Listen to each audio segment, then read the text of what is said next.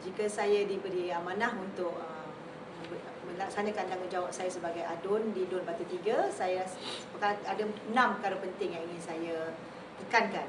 Ya, pertama tentang memberikan yang terbaik untuk kanak-kanak, yang keduanya untuk remaja, yang ketiganya untuk warga emas, yang keempatnya untuk pekerja, isu pekerja, dan selain daripada itu ada 2 juga tambahan, ya, tambahan tentang isu bagaimana untuk memberi pembaikan lagi dari sudut infrastruktur, dan juga tentang perlu juga diambil kira tentang masyarakat majmuk.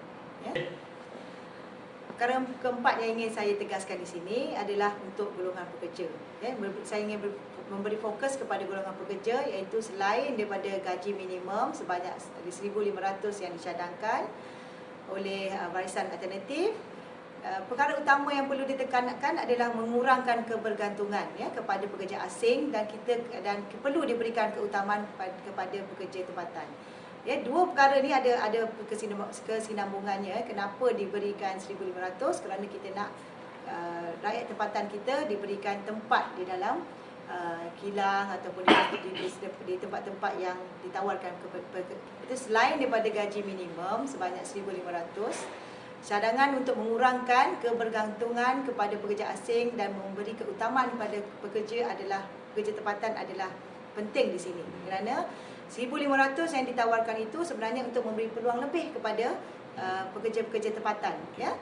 Kerana selama ini kita tengok kenapa, ya, majikan lebih selesa mengambil pekerja asing sebab tawaran ataupun gaji yang perlu diberi adalah minimum.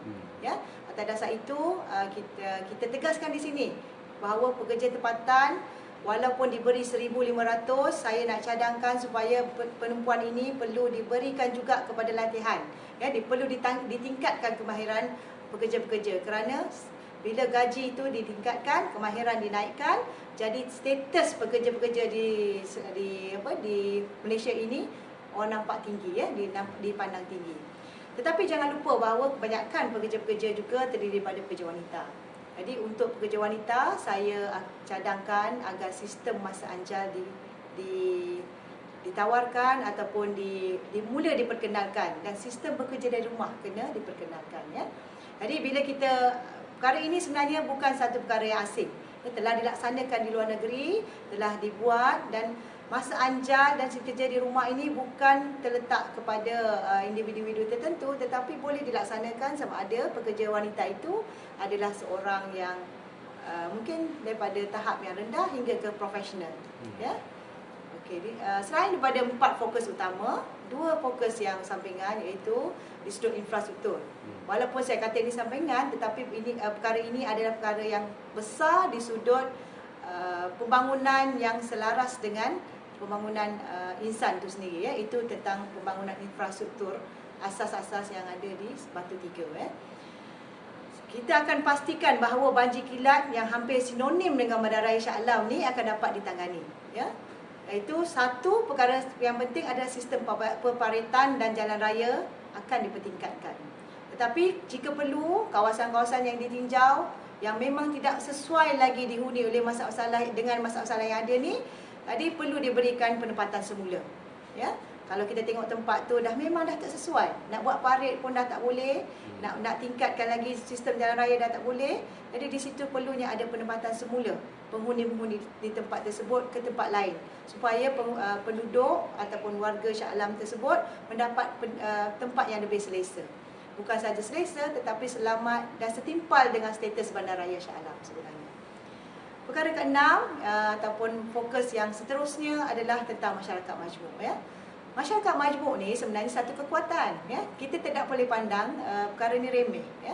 Malaysia kita kenali bahawa majoriti rakyatnya terdiri daripada kaum Melayu, bangsa Cina, bangsa India, Kadazan dan lain-lain, ya. Tetapi apa yang kita perlu tingkatkan sekarang ni adalah hubungan yang baik antara kaum, ya. Hubungan yang baik antara kaum perlu dipertahankan, kerana bangsa Malaysia kaya dengan budaya yang boleh dikongsi bersama. Ya, budaya ni sebenarnya bukan sekadar kita pergi atau meraihkan perayaan-perayaan tertentu. Ya, budaya ni banyak, kan? Budaya ni yang perlu kita cantumkan, kita rangkumkan supaya orang India menghormati budaya orang Cina, orang Cina menghormati budaya Melayu, dan kombinasi budaya ini perlu dirasakan bersama, kan? Jadi bagi memperkayakan kekuatan ini, saya rasa kita perlu memperbanyakkan aktiviti semasa. Ya, aktiviti semasa ni bukan hanya semasa perayaan saja. Ya, dan kita tidak mahu lagi diasing-asingkan. Ya, apa kata, diasingkan, ini Melayu, ini Cina, ini India. Sebab itu saya rasa amalan ini telah lama tidak dilaksanakan dalam Parti Keadilan Rakyat. Kami dalam Parti Keadilan Rakyat, kalau saya orang Melayu, saya mewakili juga orang India dan Cina. Masalah orang India dan Cina. Kalau saya orang Melayu, saya juga mengamalkan budaya-budaya Cina dan India. Yang mana yang tidak bercanggah dengan pegangan agama saya. Jadi perkara masyarakat majmuk ni perlu diambil perhatian yang serius, ya, bagi saya. Itu saja. Okey.